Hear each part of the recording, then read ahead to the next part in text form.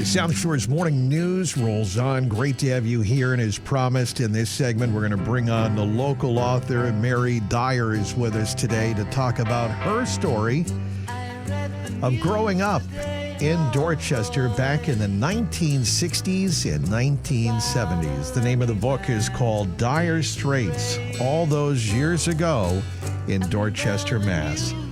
Mary, good morning and welcome.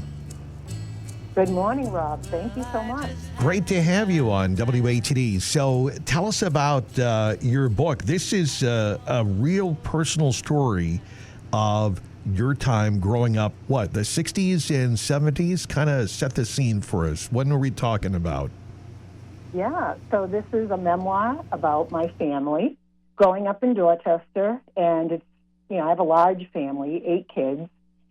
So it's our experience growing up in the 60s and 70s. For me, the 70s, because I'm the youngest. Yeah. So it was like a long span of years that I'm describing here.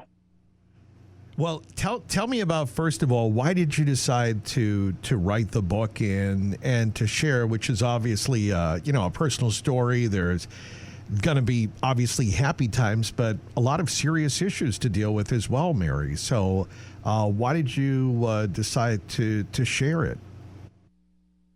Yeah, it was a conversation that kind of culminated with years of people saying, your family grew up in Dorchester with this crazy upbringing, a very violent father, and during forced busing.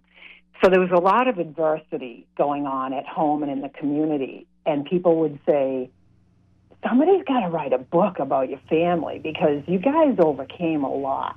Mm-hmm. You guys dealt with a lot and you did okay. You got through it.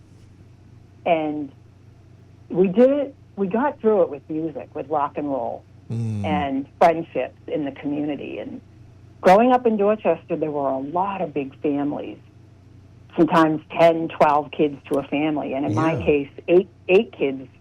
And so we banded together with our neighborhood kids and, each other and got through it. Yeah. So there you are. You have 7 siblings, 8 kids, big family, which, as you mentioned, not very uncommon. And so were you growing up, was it one of those triple deckers they talk about? Correct, yeah. Yep, we grew up in triple deckers. We moved a lot. There was a lot of insanity going on, and my father would have a beef with a landlord, and we're out of here, and we'd have to move again. It was always something, and so we were constantly starting out in a new school, starting out in a new neighborhood. So, yeah, there was triple-decker world the whole way. And so when you talk about some of the issues, again, these are the same issues you think about that we face the world today, whether it become, poverty, addiction, mental illness, violence, domestic violence. Your family went through all of that, right, Mary? Yeah, we did. My father was an alcoholic with a lot of mental illness, and unfortunately, we had to live under his reign of terror. Yeah. And that was a lot of violence at home with my mother. I mean, he was very abusive to her as well as us kids. So we were constantly trying to get away from that. But then we'd go to school, and as some of our listeners may know, busing started in 1974.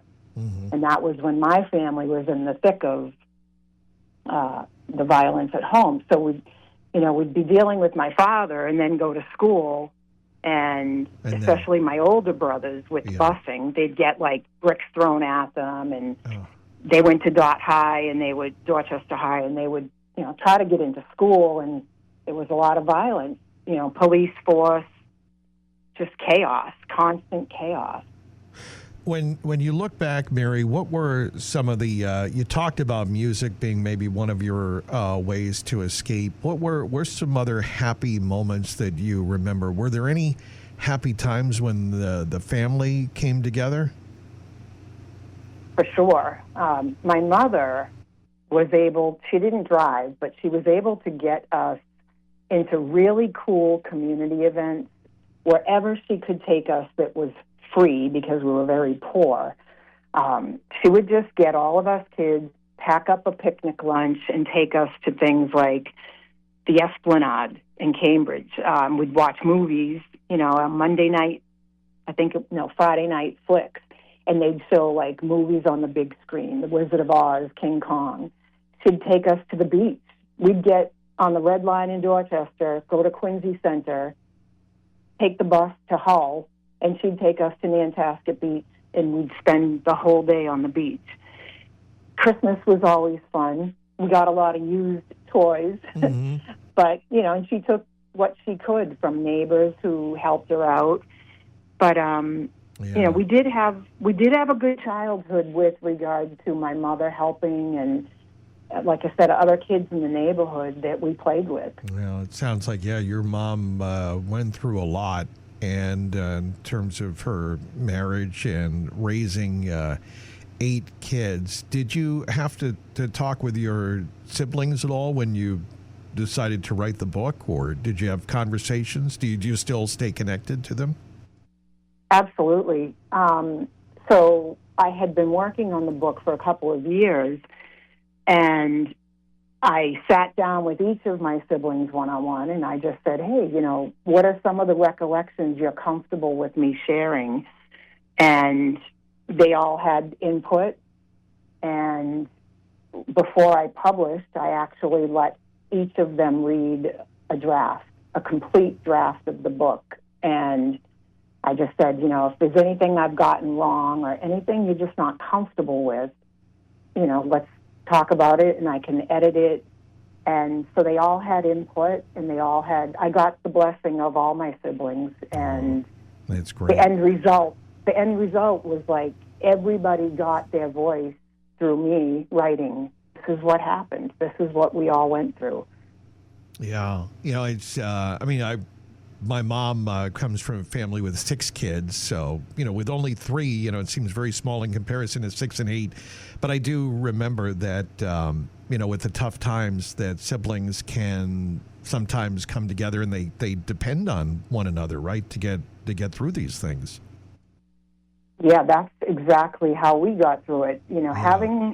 Having a lot of siblings, you are each other's friend, and you band together and you hang out together and you play together. At least we all did. We hung out together, and then in the community, looking out for each other. Hey, what's going on? Where's Mary? Where's Tommy? Where's Billy? The older kids were always watching us. My mother would say, Bobby, take the kids down the street to the circus or whatever was going on. And they would babysit us. And so we were always, looking out for each other. Oh, wow. Mary Dyer with us today. Dyer Straits is the name of the book. Mary, I know a lot of people that had, there are so many people that, of course, live around here that grew up in Dorchester or know people that did. A lot of people are saying, wow, I know some of these stories, these memories, is similar to my experience growing up. Of course, even if you didn't, it's kind of fascinating to kind of take a step back in time to what it was like, right? Coming out of the 60s into the 70s. Yeah, it's interesting, too, when I hear from readers, whether in person at book signings or when I read the reviews that I get on Amazon, Barnes & Noble, a theme I hear a lot is, you're telling my family's story. Like, this could have been my family. Mm. And so when people read it, they feel like they're being taken back in time that wasn't that different. Well, it may not be the exact family story, but certainly they can relate to the events and the climate of what was going on at the time. Mm-hmm. Yeah. Boy, Mary Dyer, I know it's been great to have you on here. I know we're already out of time, but I wanted to go a little longer there to make sure we could get it in. MaryDyerAuthor.com. That's Mary, D-Y-E-R author.com. And the book is called Dyer Straits. All those years ago in Dorchester, Mass. Pick it up. You will enjoy it. And Mary, I know quickly we got time you wanted to mention people can meet you if they want to go back to the neighborhood, right? Right. I will be this Saturday at the Boston Public Library branch at Adams Street in Dorchester, of course. I try to go back home as much as I can. And then August 14th at Barnes & Noble in Dedham at 2 o'clock. So come out and say hello. If you bought the book already, bring it, say hello, and I'll sign it. And if you didn't buy it yet, I will give you a signed copy. It's great. Mary Dyer, Dyer Straits, all those years ago in Dorchester. Mary, thanks for being with us on WATD. Thank you so much.